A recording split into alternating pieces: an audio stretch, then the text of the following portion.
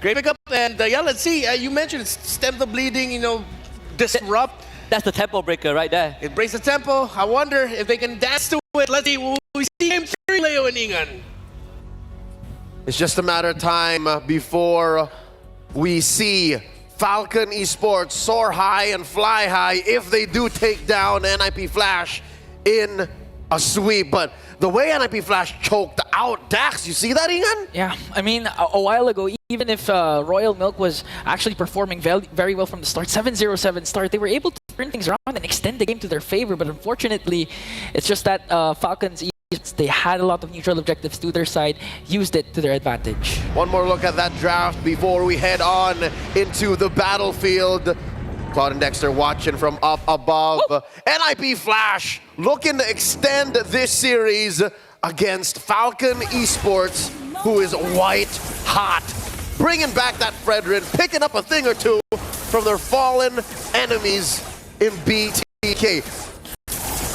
You know, the scary thing for me is even though the Joy is a late game here that scales up, surprisingly, Joy has been performing very well in M6, getting a lot of early kills. And with the current composition of NIP Flash, specifically Diablo, on the side of the Khalid, you can expect them to be, compared to game number 1, be more aggressive, but at the same time, more calculated and trying to delay the jungling speed of Dax. And that's the beauty of NIP Flash's draft here. They're super agile, super mobile. I'm expecting Falcon Esports has to pick very specifically where they put their big ticket ults. I'm looking at the implosion. I'm looking at the diversion. Oh, Kid X here, down to a fifth of his health. That's a TKO sent home early. And you can expect NIP Flash to just continue the aggression, try to gain mid control, for at the very least for the first 2 turtles, not letting Falcon Esports to go for their usual rotation, force them to be reactive and not dictate the tempo that as we've seen compared to game number 1. You see here the Emperor living rent-free in Falcon Esports' jungle, giving Dax one hell of an early game. A minute and a half elapsed. Benny versus Vanix. How do you reckon this gold lane matchup is going to go? You think it's going to be as quiet as game 1? Like, nobody touched them for like the first 5 or 6 minutes. I think it's going to go the same way. They're going to all focus on the XP lane matchup, especially when it comes to the very first turtle. But we'll see, because again, as much as possible, Falcon Esports, they want to activate Benny as early as possible, considering that Dax isn't is a utility jungler. So in terms of damage, they're going to bank on PX7 and Benny to dish out the damage early on. Let's see. First turtle already spawned, lower quarter of the map. Check this bush. I think PX7 and Royal Milk no. And the Emperor will remain calm. Diablo. Okay, Diablo flickers out to safety. And this forced Falcon Esports to have a better control over this Lord Pit, Turtle Pit. Diablo, though, on the other hand, just used the quick sand guard. Here comes Royal Milk. With a dispersion rotation, Kid X onto the backline with the ultimate connecting onto the members of NIP Flash, but the first man down will be Dax. Kid X, on the other hand, getting caught up by 3. Here comes Hades onto the backline, onto PX7, forcing him to walk away. Another kill by NIP Flash. Royal Milk caught in the midst of everything. Will be able to escape, though, but NIP Flash executed that to perfection. Tis but a flaccid collapse. Falcon Esports, not quite there yet. Curteasy taking out Royal Milk in the wake of that turtle take. NIP Flash have awoken. And that's basically Curteasy. We all know NIP Flash in terms of their play style, even down to their draft. They're a really unorthodox team. We've seen a Martis mid, a lot of mid lanes that Curteasy can play, but here comes the save from Kid X though. Benny, one more hit. Kid X and PX7 working to try and save Benny away from harm's way, and NIP Flash will disengage. So far, Falcon Esports, all they could do really is put up a wall between their cores and NIP Flash with 1,000 ahead, given that they're waiting for Benny, they're waiting for PX7, even Royal Milk. I'll tell you now, I think this is a very Royal Milk lineup. Oh, Vanix! They're just waiting for the perfect opportunity to strike onto Vanix at the 3-man rotation from the Triple X mid-trio of Falcon Esports. That was a kill they were willing to take any given day. If they weren't going to play defensive, those pickoffs are going to cost them. But if they get it on Vanix over and over again, on Kurt, on Hades, then maybe we got something. Maybe the Burmese are cooking. Falcon Esports down 1,000 gold here. 4 minutes in the upper quarter is where the turtle will spawn next. 45 seconds. They aren't checking as much as JPL is. So that means Hades is getting free farm. Yeah. And the thing is, towards the late game, if ever we reach that part, it might be alarming for NIP Flash, even if they have the Moskov that has good macro presence. You can't just split push at any given moment, knowing that PX7 in Kid Hex has this Louis integral combination that just can lock you down wherever you try to do the split push. It's a matter of time. It's not when, it's not how, it's if they can catch NIP Flash. The double Purify actually makes quite the difference. Curteasy and Vanix not going to be as easy to catch. Now, they're prepping up for that turtle take. This Eternal duel down bottom. Royal Milk versus Diablo. Oh. This is a very clear decision for both XP laners. Oh wait, there's a kick by the Emperor. There's an angle coming in from JPL for the kick onto Dax. Energy Eruption is there, but Benny just giving out the damage and gonna bring down JPL. All of a sudden, Falcon Esports in full control of this turtle pit. That's why Falcon Esports was delaying the whole thing, because they were waiting to collapse on the one Diablo very low. He has to recall there as Dax gets the turtle. Kid X on the other hand, Implosion play. They're going for more. They want all the smoke, extending their lead, and Falcon Esports breaks the tempo of NIP Flash, now invading the jungle. That was so hot. A kill and a turtle apiece. Oh. Okay, as they steal away the purple buff, they might get a sandwich play. But here comes JPL just trying to delay the push that Falcon Esports can bring. Vanix clearing out the minions. Benny, here comes BX7 as well. Will they be able to save it? Dax, though, on the other hand, Energy Eruption onto JPL. Will they commit? Okay, they're not going to commit. Not much kick from JPL. That's the beauty of these Fredrin lineups. And now suddenly it's Falcon Esports on the offense. They're the one asserting their dominance. They're the one moving in, proactively pushing forth their tempo. They're up 1,000 now. It looks like this turtle coming up in about a minute should be theirs too. Yeah. And that's the thing, because of the presence of the Louis diversion, it gives NIP Flash some sort of urgency to try and check all the brushes.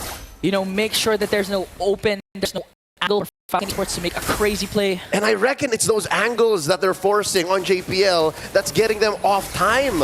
Because, what, back to back now. Whoa, Curteasy! Okay. Oh, there you go! Fortunately, JPL was able to block the Death Sonata. Here comes Diablo to try and force Falcon Esports to disengage. That was one Death Sonata away from a Curteasy takedown. And here comes the diversion.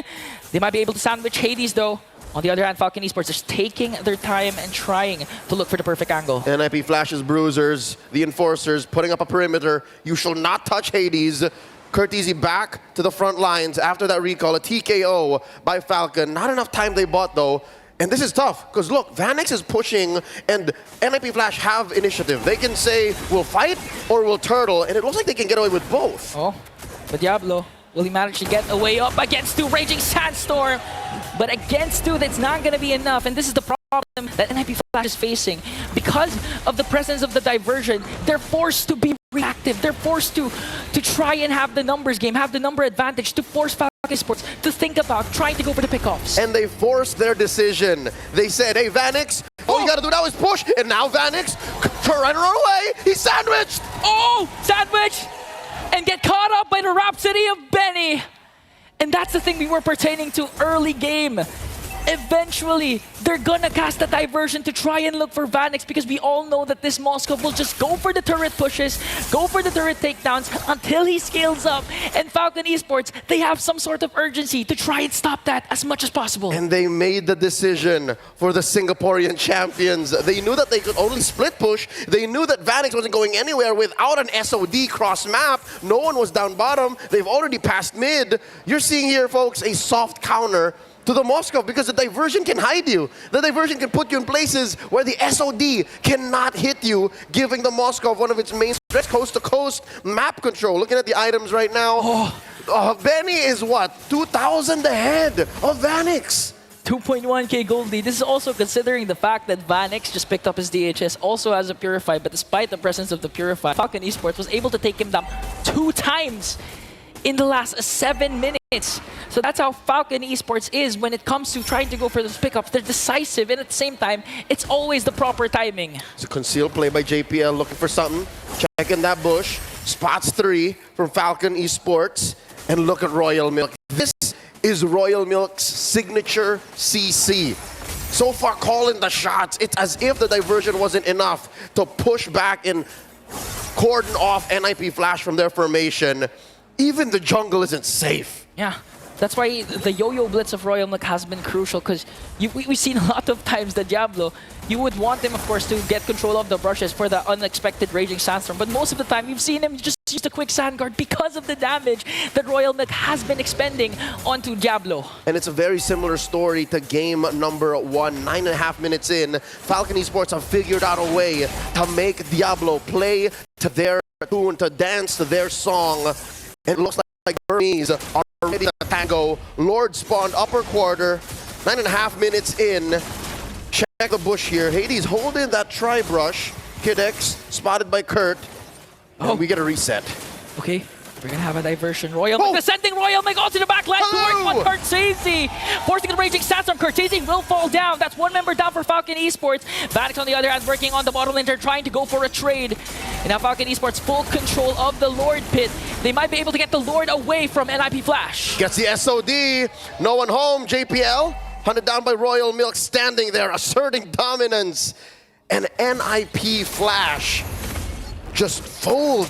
Falcon Esports here, able to play the map. NIP Flash, a lot of their major wins here, Ingan, are just cross-map trades, mainly off of Vanix. And I think the fact that he's keeping himself safe, he understands, he acknowledges the fact that it's urgent, that he gets some level of farm, and that the map doesn't completely go sideways. Okay. Hades will have to recall because he's going to be needed for the base defense for the first Lord that Falcon Esports has. But the 4.7k gold lead, they might be able to take down an inhibitor turret. They're doing their best to try and kite away the Lord. Just looking at the damage coming from the death. So now that they have to walk away, K-Knight goes in with the implosion! And they find another Hades force back. Diablo goes down, sacrificing himself for the defense, and they're not done. Holy Shield popped in mid, but Falcon Esports surgical. Unrelenting, they're still here for the push. They might go for a diversion play right after this, but JPL wants to go for the kick, forcing Kid X here to walk away. They're gonna get a kill onto Hades. Now working on the turret takedown. They might be able to burst down the inhibitor up top. Amazing positioning by Kid X and the retreat, the defensive diversion, the DD from Falcon Esports. Shout out to Ruby DD watching from home. Ladies and gentlemen, NIP Flash once more up against a corner. That top lane inhibitor, permanent damage. It's more difficult now for Benny to actually just trade against Vanix, because Vanix is going to keep himself safe. Vanix is never going to show himself. You know, I was thinking that Falcon Esports might be able, I think they were overcommitting a bit a while ago during the top lane push. Giving an opportunity for NIP Flash to counterattack, considering that they don't have the implosion anymore. But the problem is Falcon Esports, with the lead that they established, even with the aggressive play from JPL, the kid actually connected to Kid X down to the turret. They weren't able to burst down any member of Falcon Esports. Again, it's the worst possible target for JPL, but you can't blame the Emperor. He was going to kick somebody, and it's just Falcon are so good at these tight formations. They're so good at fighting underneath less than ideal conditions. And that's why Royal Milk, this hero, that's what it does. That's what the CC does. He wants you to fight back against him. That's why he rocks it with a vengeance. And looking at the items, oh no, what is that? About 2,500, 3,000 between Benny and Vanix. Yeah, no Winter Crown, no Wind of Natures. There's a clear window of opportunity for NIP Flash to go for the backline, eventually get the pick off onto Benny. But the problem is he has a Purify that can be crucial if ever JPL decides to go and penetrate the defense, go from the back. And Falcon Esports, again, we have to consider the fact that they have a Luyi. Top lane is open. At any given moment, they can make a huge macro play. So far, NIP Flash have a grocery list of things to come back. They have to control the map, make sure it doesn't turn as red as possible, defend from that backdoor play up top, and they have to check bushes, even on their side of the map, to make sure that Falcon just doesn't come up from out of nowhere. So I guess one way to do that is to make sure where PX7 is, but that makes JPL such a easy target. It's so hard for the front line of NIP Flash. Okay, they might make a repeat of what happened a while ago. JPL with a conceal. They don't know where TZ is. Here comes JPL though. Double man knock up. Kid X goes in with the implosion. And they go in. That river brush is going to be a death box. Down goes Hades. Down goes JPL. Royal Milk traded out for 3 for 1 so far. 2 for 3. And Vanix got demolished in the mid lane. Cortese is left to fend for himself. A full team wipeout for Falcon Esports. No need for the Lord anymore as they siege in onto the top. So many bodies roll on revenge as Falcon Sports can smell victory. The legacy of the Falcons soars to new heights, sending NIP Flash down to the lower bracket. It's a sweep. 2-0 for Falcon Esports. And a decisive one for this team. Man, just looking at what they went through. They won against Aurora. They won against SRG, they won against BTK, and now they won against the Singapore All-Star team, NIP Flash. Falcon seems to be the kind of team that just once they find their wins, once they get their bearing, they just soar and soar and soar. I'm getting flashbacks to M2 here. When it's high, and at the same time, Esport a well-deserved win. Let's throw it over to our analysts to figure out what they feel about Game 2. Falcon